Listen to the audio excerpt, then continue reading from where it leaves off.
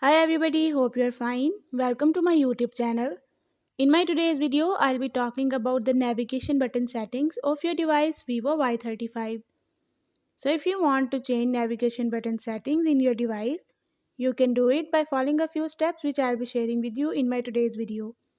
But before that, hit the red subscribe button and the bell icon to stay updated.